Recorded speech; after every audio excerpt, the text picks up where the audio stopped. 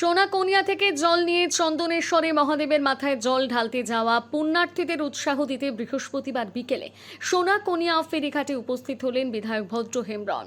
বিধায়ক এদিন পুণ্যার্থীদের সঙ্গে কথা বলেন এবং তাদের যাত্রার খোঁজ খবর নেন। পুণ্যার্থীদের সুবিধার্থে আয়োজকদের পক্ষ থেকে নিরামিষ খাবারের ব্যবস্থা করা হয়।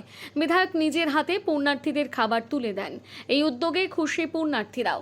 এদিন ভিড় ও যাত্রাপথে কোনো অপ্রীতিকর ঘটনা যাতে না ঘটে সেজন্য পুলিশের সঙ্গে কথা বলেন বিধায়ক। সোনাকনিয়া ফেরিঘাট থেকে জল সংগ্রহ করে বহু পুণ্যার্থী পায়ে হেঁটে ও বিভিন্ন যানবাহনে চন্দনেশ্বরের উদ্দেশ্যে রওনা দিচ্ছেন। তাদের যাত্রা নির্বিঘ্ন করতে প্রশাসন ও পুলিশের পক্ষ থেকে নজরদারি চলছে বলে জানা গিয়েছে। সোনাকনিয়া থেকে সঞ্জয় দাসের রিপোর্ট, সানন্দা নিউজ।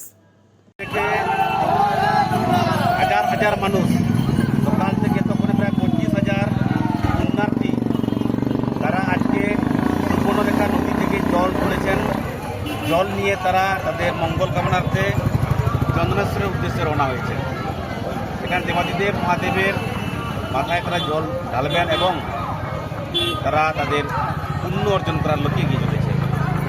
আমার বিধানসভা এলাকাতে কেশিয়াড়ি এবং আমার এই সোনাকনিয়া এখানে যে ঘাটগুলো রয়েছে কাতারে কাতারে মানুষ তারা তাদের মঙ্গল কামনার উদ্দেশ্যে আজকে এই পবিত্র রাখি বন্ধনকে সামনে রেখে এই জল সংগ্রহ করার কাজ করছে।